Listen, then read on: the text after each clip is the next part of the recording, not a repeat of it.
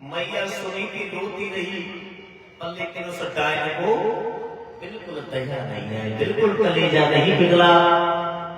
श्रोताओ, सुनीति ने कहा बहन कोई बात नहीं, तू इस महल में रहे, तू इस महल में रहे, बाहर झोपड़ी डाल करके रहे।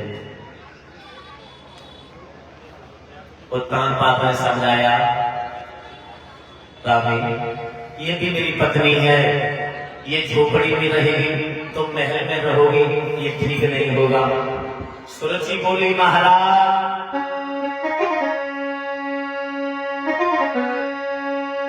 कि आमद गए परी डोला से, पहले सोने को दियो निकालिया।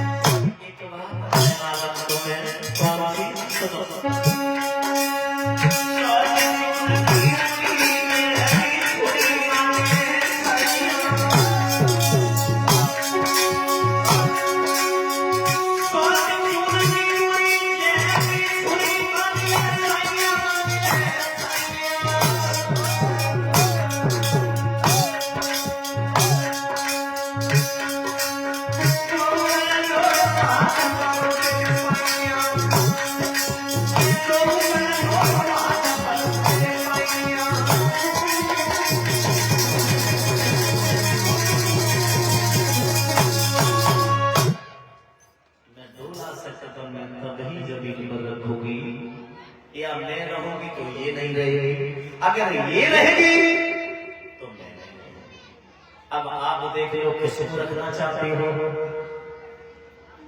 सुनीति ने कहा बहन तो चिंता मत कर, मैं ही चली जाती हूँ। छोटी रानी महल में कर दी, मैया सुनीति घर को छोड़ करके मैया आगे बढ़ी है। पियापान जंगल में पहुंची, झोपड़ी डाली, खेतों को रखाने लगी, चिड़िया कानों को उड़ाने लगी। श्रोता, 2 वक्त की रोटी मिल रही है, सुबह शाम हो गई, पेट भर नहीं, 2 रोटी को भी जौ की। जौ की क्यों रोटी दी कि गेहूं से ज्यादा पावरफुल जौ की नहीं होती। सोच रही है सोचिए, अगर बाई चांस अगर महाराज इसके पास में पहुंच गए और जाके कारों कारण संतान हो गई, तो जाके हाथ में लोई बाको सब कोई, अगर अपने संतान हो गई तो फिर हमें घर से निकाल दिया जाएगा। इसलिए जौ की रोटी सुबह, जौ की रोटी शाम को, वो भी भर पेट नहीं, दो दो रोटी एक समय खिलाता है। काफी समय व्यतीत हुआ श्रोताओं,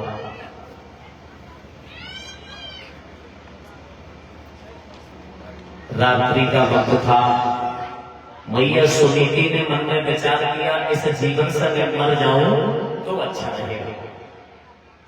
रात्रि के वक्त मरने के लिए चली तो अपने पति को याद करके, ऐसे नहीं, देखो पतिव्रता स्त्री जो होती है, सभ्यता वाली होती है, शिष्टाचार वाली होती है स्त्री, वो बिना पति के अनुमति से घर से बाहर कदम नहीं रखेगी। श्रोताओं, शुभ कर्म करने चाहिए और शुभ गति के लिए, और शुभ गति के लिए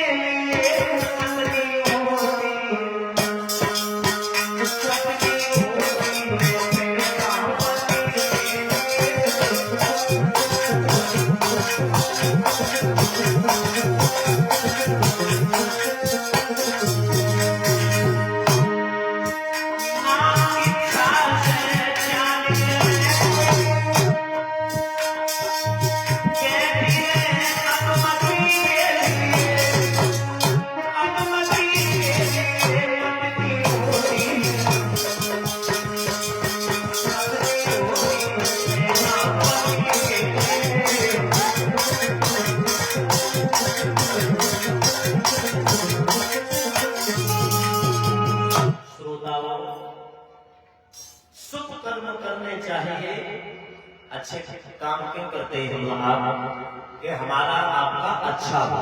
शुभ कर्म करने चाहिए शुभ गति के लिए, और पत्नी होती है मेरा पति के लिए। श्रोताओं, गरीब से भी गरीब हो उसकी बेटी बिना शादी के नहीं रहेगी, और अमीर से भी अमीर हो उसका बेटा बिना शादी के रह सकता है। कभी तुमने सुना उसकी लड़की वो बिना शादी की जिंदगी काटती? शुभ कर्म करने चाहिए शुभ गति के लिए, और पत्नी होती है पैदा पति के लिए। ना इच्छा से चाल चले कोई, और बैठी रहे अनुमति मतलब आदेश के लिए, अनुमति के लिए, और पत्नी होती है पैदा पति के लिए।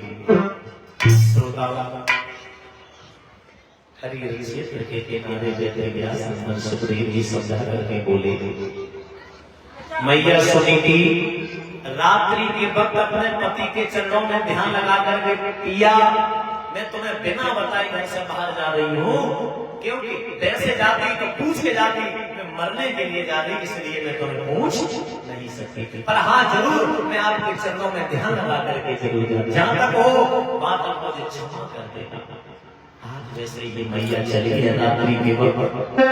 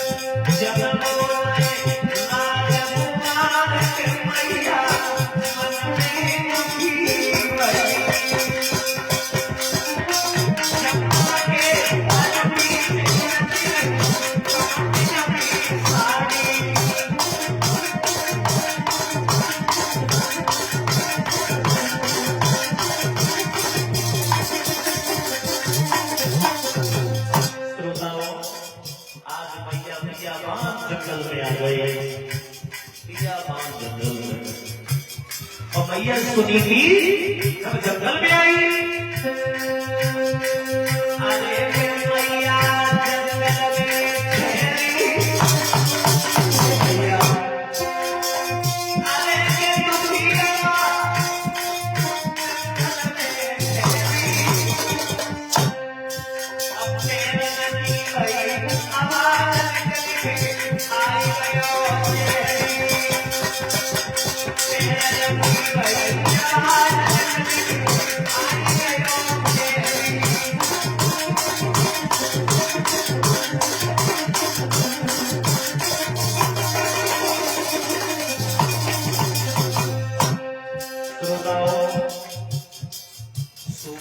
पत्नी पर अगर पैर लग जाए तो आवाज आती है, ऐसी कड़कड़ाहट की आवाज आई, काला सर्प निकल के आ गया।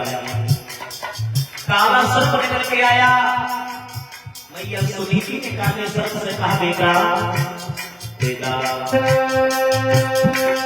अरे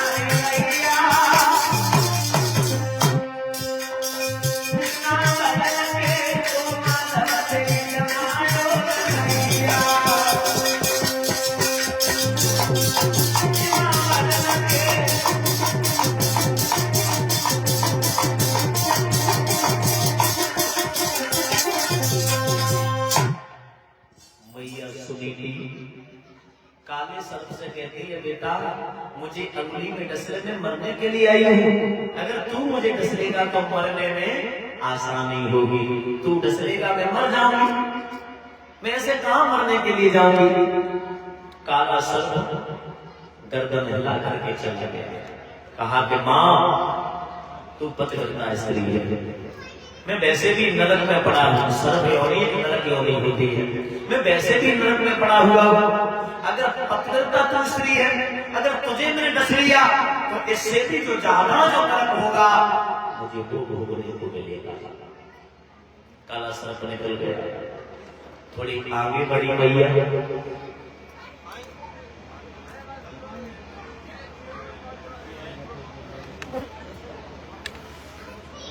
मैया थोड़ी आगे बढ़ी है। नारद से कहती, नारद ने देखा, अरे लगी कहां जा रही है? रात्रि के क्या करने जा रही है जंगल में? मैया सुनीति बोली, बाबा जी आप जानना चाहते हो? हाँ, मैं मरने के लिए आई हूं। क्यों मरना चाहती है? हमारे संतान नहीं हुई, पागल है। संतान के लिए कौन मरता है? तू मरना चाहती है? जवाब दिया, संतान के लिए मैं मरना चाहती हूँ। जवाब दिया, सुनो लौट जा, तुम्हारी संतान हो जाएगी। मैया हंसने लगी। जवाब दिया, बाबा जी मुझे आज तक ये मालूम था गृहस्थ लोग झूठ बोलते हैं, आज माला पड़ गया कि संत डबल झूठ बोलते हैं। कैसे? तो सुनीति बोली कि 6 महीना हो गए, 6 महीना मैंने पति की शकल नहीं देखी। पति के बाबा जी नाजीना संतान हो ही नहीं सकती। तब नारद ने कही, लली बिल्कुल पागल है, तेरी गोदी में और खिलौना एक वार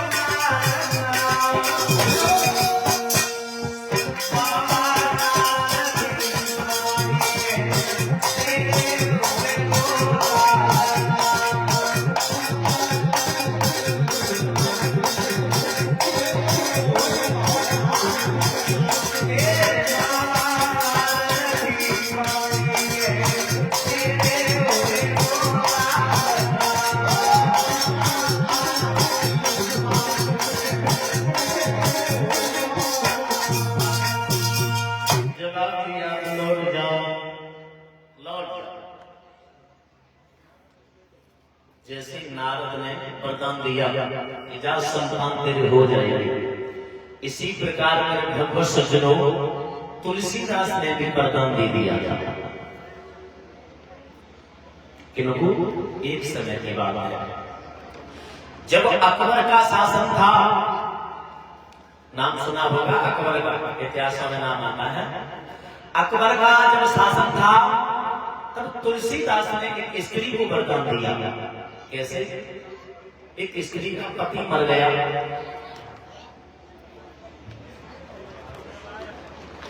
एक स्त्री का पति मर गया, वो शमशान घाट के लिए लेके जा रही थी। तब तक तुलसीदास से भेंट हुई थी। तुलसीदास के चरणों में प्रणाम किया। तुलसीदास के मुख से निकल गया कि सौभाग्यवती बेटी, तेरा सौभाग्य मैया और लौटने लगी। बाबा जी तुमने सौभाग्यवती का वरदान दे दिया और मेरे पति मरे पड़ी है। क्या कि हाँ,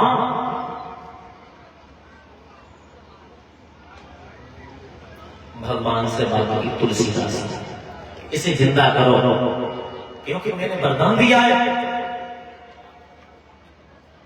भगवान ने उस पुरुष को जिंदा किया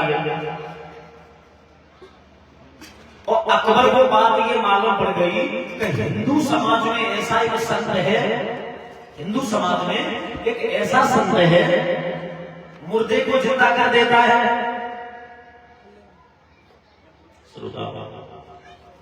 तुलसीदास को बुलाया। अकबर ने कहा कि मुझे जादू दिखाओ। तू जादू दिखाता है, मुर्दे को जिंदा कर देता है? जवाब दिया नहीं, मैं भगवान का भजन करता हूँ, भक्त हूँ, जादू कर रही हूँ। जब नहीं दिखाया तो अकबर ने अपने जेल खाने में तुलसीदास को डाल दिया। ये हनुमान चालीसा जो है, हनुमान चालीसा कौन कौन पढ़ते हैं? हाथ खड़ा करना।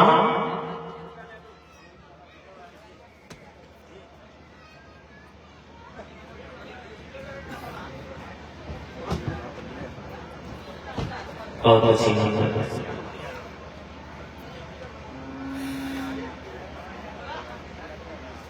हनुमान चालीसा जो है ये तुलसीदास ने अकबर के शासन में जेल खाने में लिखी थी। इसमें बहुत सुंदर बीच में चौपाई डाली थी अपने ऊपर और भक्तों के भी ऊपर कि जो सतबार पाठ कर कोई अछूटे बंद महासुख हुए। श्रोताओं, हिंदी शब्द के कई एक अर्थ हो जाते हैं। जो सतबार मतलब 100 बार भी, और जो सतबार 7 बार भी। और कहने का मतलब क्या है? समझो, कहने का मतलब जो सतबार पाठ कर कोई अछूटे बंद महासुख होई। आप 100 बार भोजन कर लो, आप 100 बार भोजन कर लो, अगर मन का भोजन नहीं तो आपकी आत्मा नहीं भरेगी। और आप अच्छा भोजन कर लो, अच्छा भोजन हो तो एक बार भोजन कर लो तो पेट भी भर जाएगा और आत्मा भी भर जाएगी। समझने का मतलब बताया।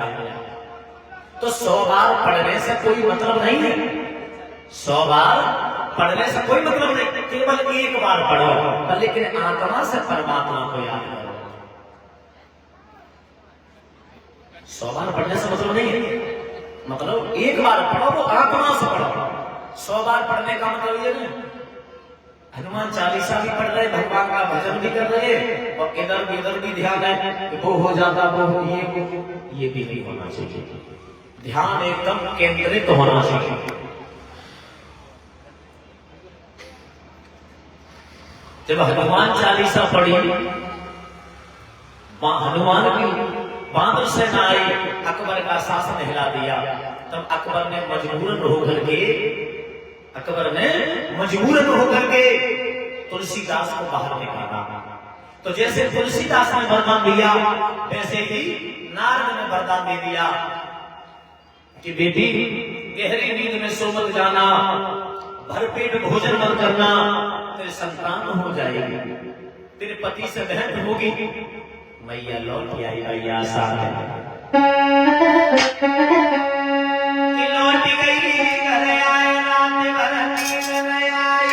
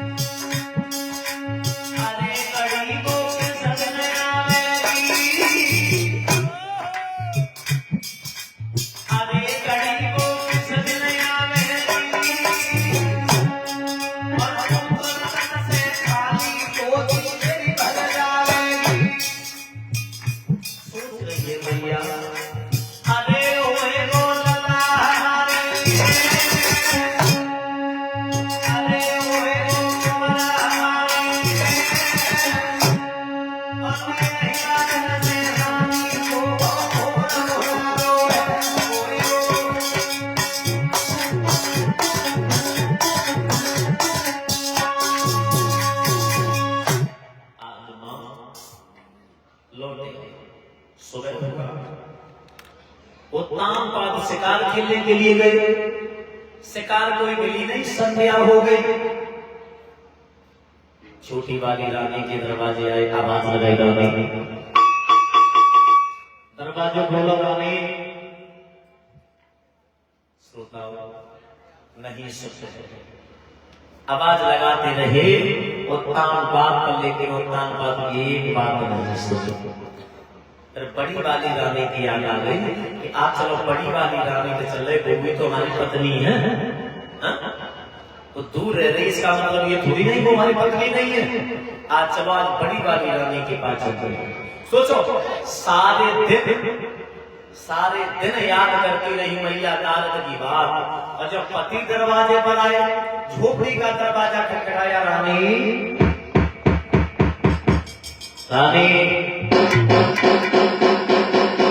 दरवाजे खोलो।